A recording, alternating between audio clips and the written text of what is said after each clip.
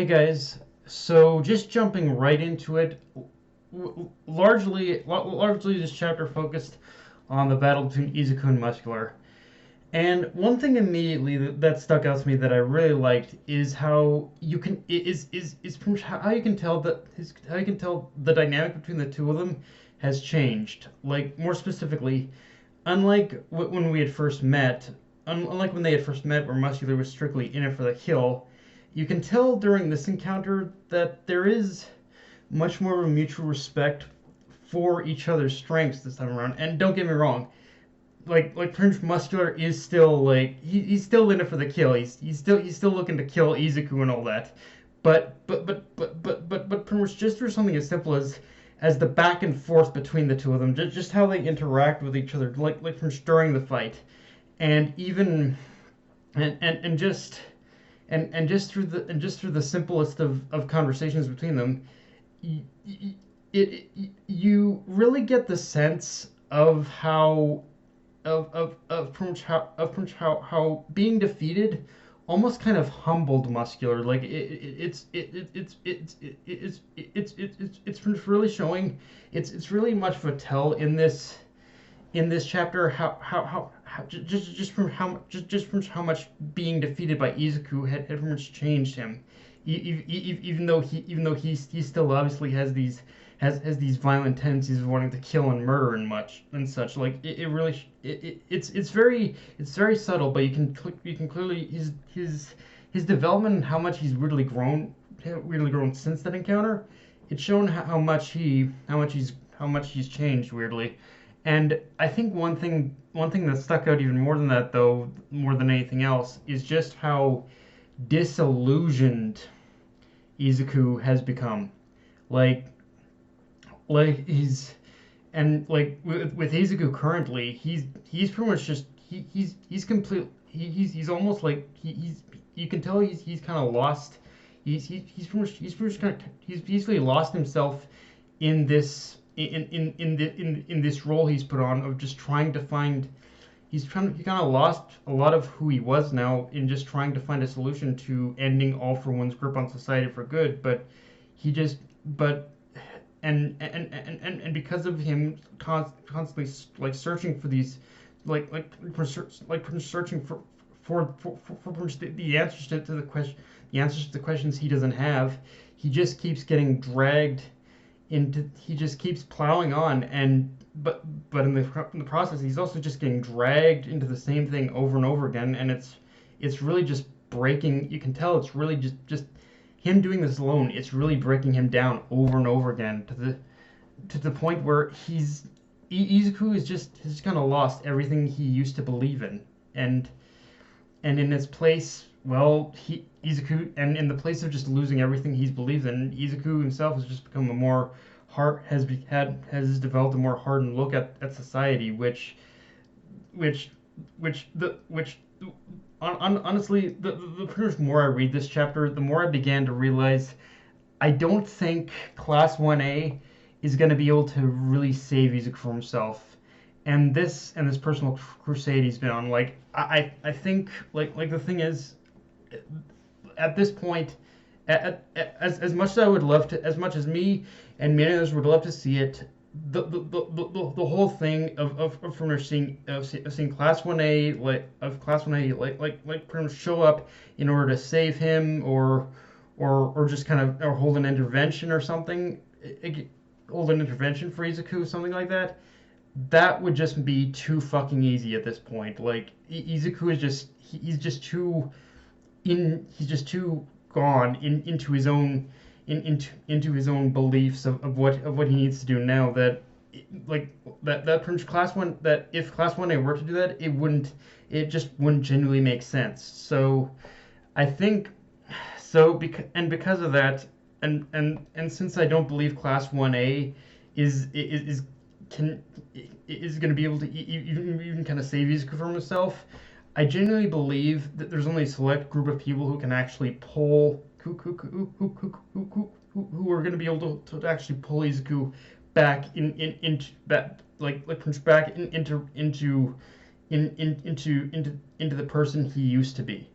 And like and believe it or not, one of those people was actually shown in this chapter, Kota. Like I know he's just a kid and whatnot, but I believe Kota is going to be one of the few people who pretty much might hold sway over Izuku's mind, and actually kind of help him pretty much return him to who he used to be. And as far as the others who can do this, the only ones that do come to mind now are Aizawa, Shinzo, Mirio, Shindo, or maybe Eri. In like these are the only like people I can think of who who can even stand a chance of pretty much convincing Izuku in order to come back and come back and to be the person he used to be. But yeah, as far as Class 1A showing up, I don't know. Or you know what? You know what? I think just for argument's sake and the fact that their bond has grown, I think the only one from Class 1A who possibly can who pretty much possibly can help Izuku and pretty much drag him out of this void of darkness he's in. I think the only one who can do that is pretty much Bakugo. I think if anyone from Class 1A can do it, it's him. But everyone else, yeah, I don't think so. Um, but yeah, as far as the rest of Class 1A, I wouldn't bet on them having much of an effect on Izuku in his current state.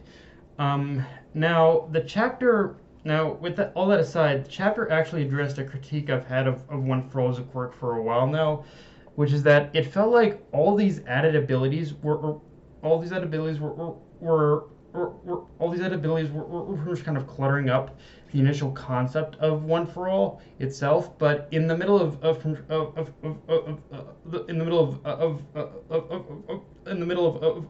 pretty much communing with N while using his smokescreen quirk, we learn that the quirks of the other wielders aren't really meant to be used as actual attack moves and more and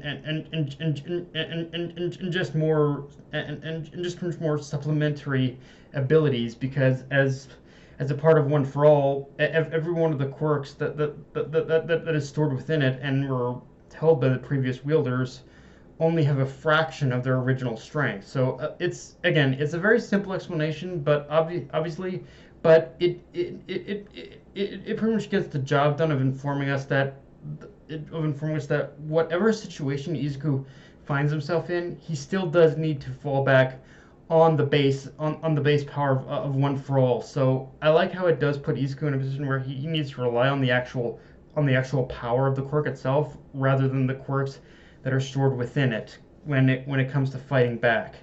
And in terms of this fight, I like how it showed that Izuku has still learned so much, and has still managed to learn so much from his time at UA and become so much more adept and in learning to use his power that this time in the fight with Muscular, this time around he pretty much knew how to fight him without falling into the same trap and overexerting himself like he did when trying to protect Kota. So yeah, a nice little kind of a nice little bit of a nice little bit of a pretty much reverse of what happened in the past when he first fought Muscular. Uh, with that said, there is one little problem I have with this chapter, and I guess it's not something I can actually fully blame on them, I guess. But with this being the chapter where